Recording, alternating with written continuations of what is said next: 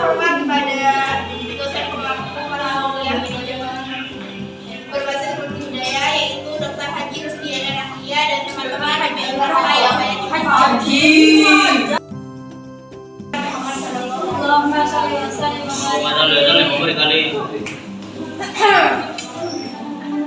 Sebelumnya kita perkenalan dulu dari kelompok 9 dari Provinsi Riau.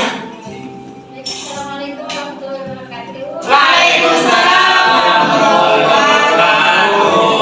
Kita dari Provinsi Riau, saya Diah Amalia selaku materi utama dan saya Yulia Saputri Dewi sebagai pemateri. Nah, sebelum kita memasuki materi ini, kita bisa lihat dulu dari Provinsi Riau. Untuk teman-teman bisa berdiri.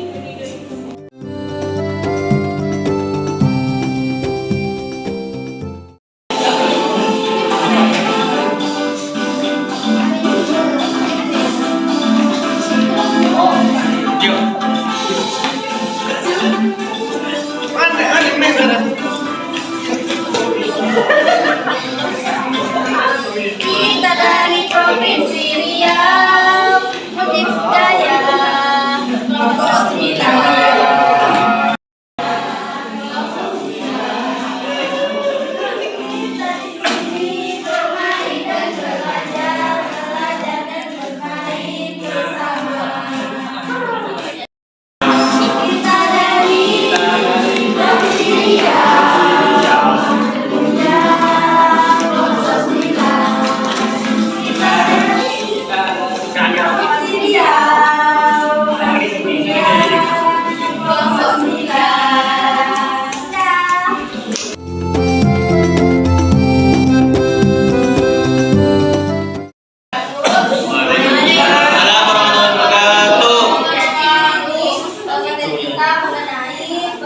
Komunikasi antar budaya. Apa sih itu komunikasi? Seperti yang kita bahas kemarin di mata kuliah Pak Badrus, komunikasi itu apa sih?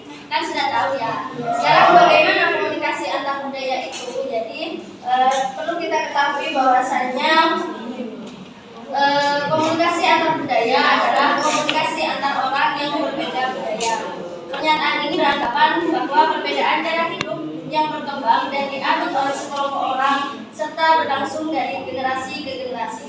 Tujuan dari adanya komunikasi antar budaya supaya kita mengetahui seperti apa budaya dari antar wilayah atau antar daerah. Kalau nggak ada komunikasi kita kan nggak bisa kayak tahu sampai itu daerah mana gitu. Dari logat bahasanya dia sudah berbeda gitu kan. Nggak usah jauh-jauh.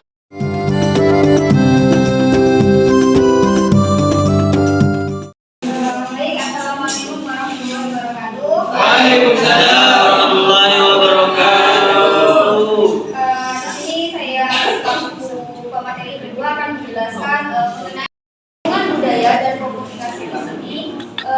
Komunikasi antar budaya terjadi ketika dua atau orang atau lebih dengan latar belakang budaya yang berbeda berinteraksi. Nah, antara komunikasi dan kebudayaan ini adalah dua hal yang saling berkaitan. Karena cara kita berkomunikasi sebagian besar dipengaruhi oleh kultur. Orang-orang dari kultur yang berbeda akan berkomunikasi secara berbeda pula. Nah, artinya budaya dan komunikasi ini tidak dapat dipisahkan karena tidak hanya memutuskan siapa, tentang apa, dan bagaimana komunikasi berlangsung, tetapi budaya juga turut.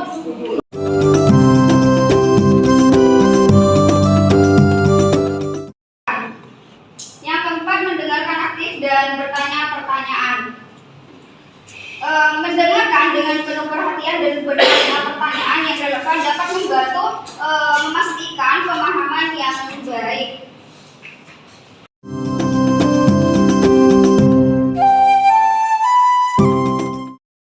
Kita lanjut pada pembahasan mengenai hambatan dan langkah memperbaiki komunikasi.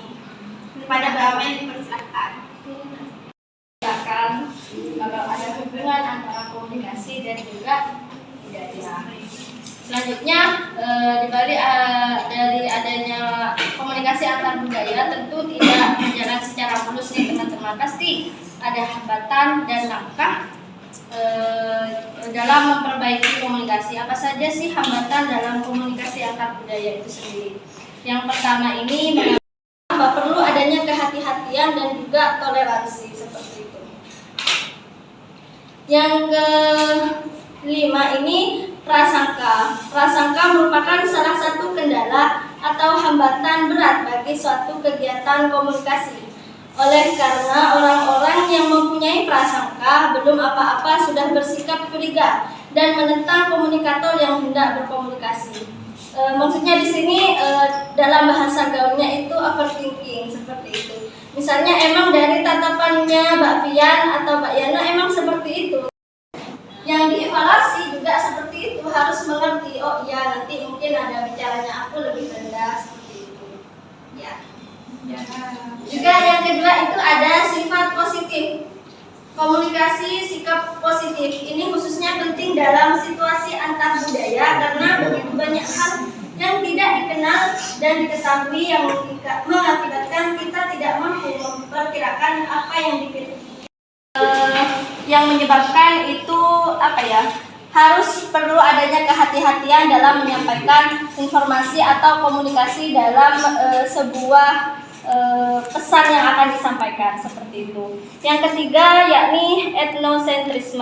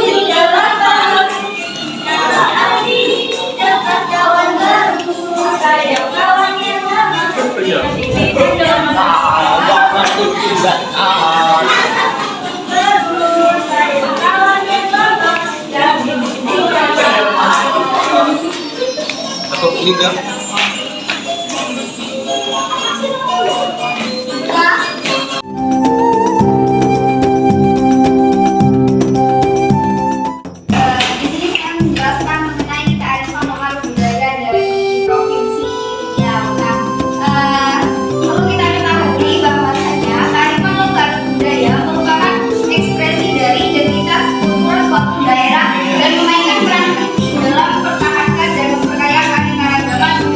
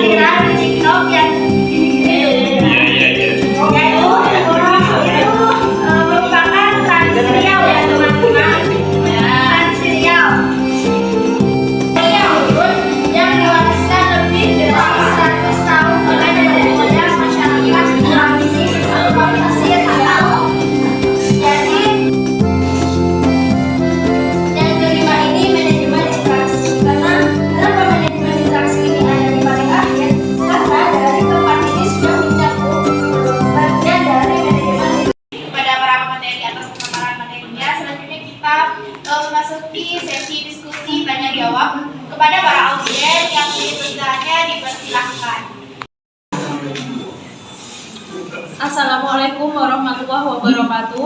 Waalaikumsalam warahmatullahi wabarakatuh. Jadi, perkenalkan nama saya Badatu Sufiana dan terima kasih atas moderator untuk kesempatan bagi saya. Saya ingin menanyakan mengenai hubungan budaya dan komunikasi di sini. Boleh sebutkan contohnya dan bagaimana jika Anda kaitkan dengan era sekarang, era 5.0, di mana era 5.0 ini sosial media sangat masif terjadi di sini, dan bagaimana caranya agar tetap mempertahankan hubungan budaya dan komunikasi dapat bisa terjalin dengan baik antar sesama manusia di tengah era 5.0 itu. Membangun hubungan antara komunikasi dan budaya itu saling memiliki keterkaitan. Dari segi mana? Dari segi penyampaian informasi atau pesan.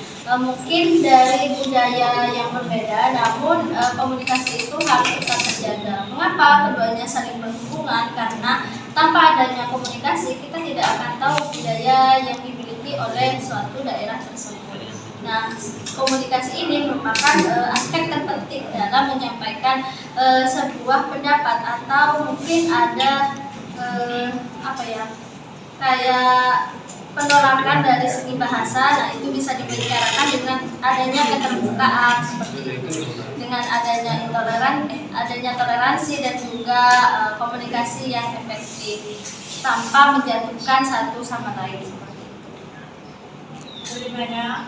Ya, terima kasih. Itu pemaparan materi dari Provinsi Lampung dan juga Provinsi Riau. Hari ini kita tutup presentasi hari ini dengan pembacaan perdana bersama-sama.